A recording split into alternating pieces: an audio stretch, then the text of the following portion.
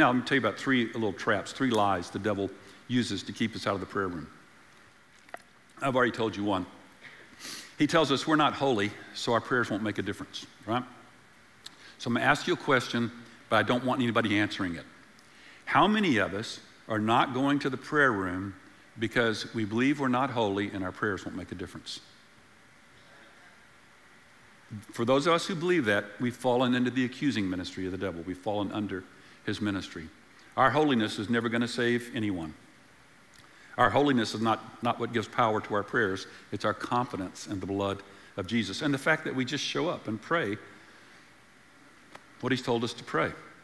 All right, second lie. He'll tell us, you know what? Now is not a convenient time. The playoffs are on this afternoon. It's not a convenient time to go. We'll always have time to pray later.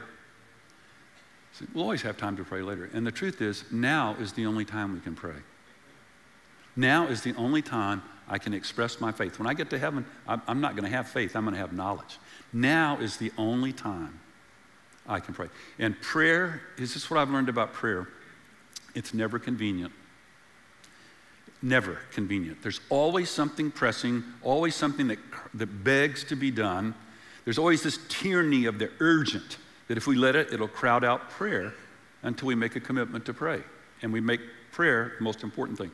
I used to think I could pray in a car. You know, going back, I lived in Fort Worth, taught in Dallas, and so I thought, well, I'll just pray in the car on the way over.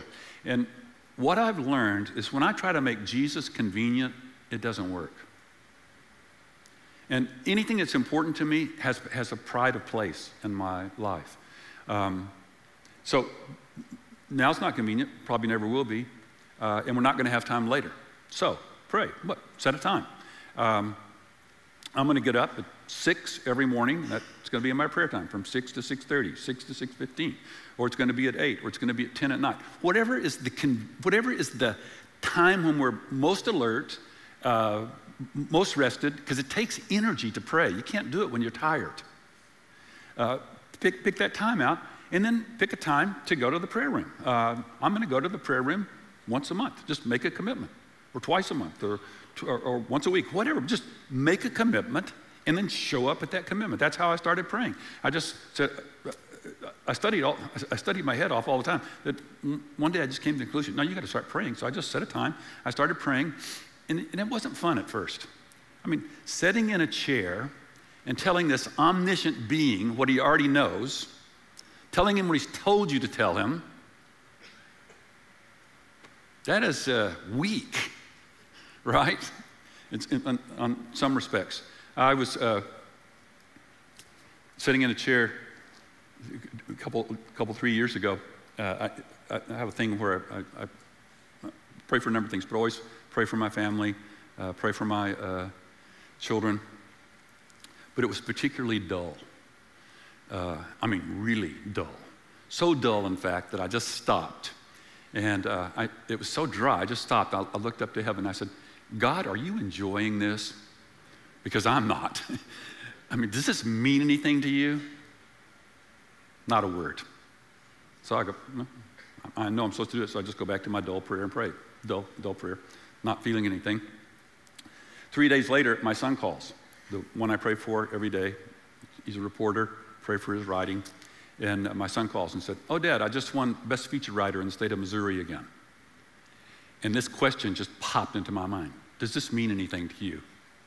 And I go, okay. You are amazing. Okay, I get it. It means something to you. Dry prayers, maybe they mean the most to God. I can't make myself feel, so don't even worry with that. But maybe that kind of prayer means the most to him because it's the hardest to pray during that time. But he showed me that it was important to him. Does this mean anything to you? I mean, that question pops right back in my mind. So, and then here's the last trap. You got to start somewhere. You got to start with a commitment. All right, so here's what the devil has said to me about praying for the kingdom.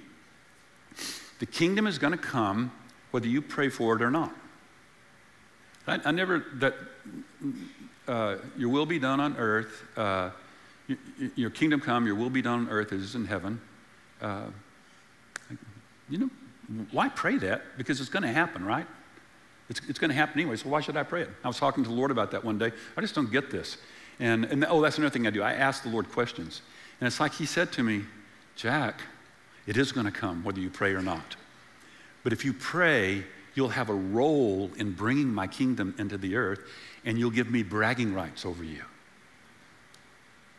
So what our Father wants to do is he wants to brag over us. That's the whole doctrine of rewards in the New Testament. There's tons of passages, but the essence of the reward is standing before heaven and having Jesus brag on you before all of heaven.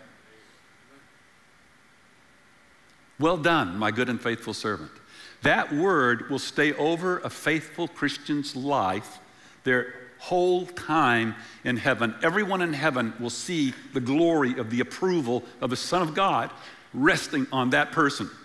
And here's the thing. Every second we're in heaven, our impression of the beauty, the majesty, the greatness of God grows, and so that reward grows.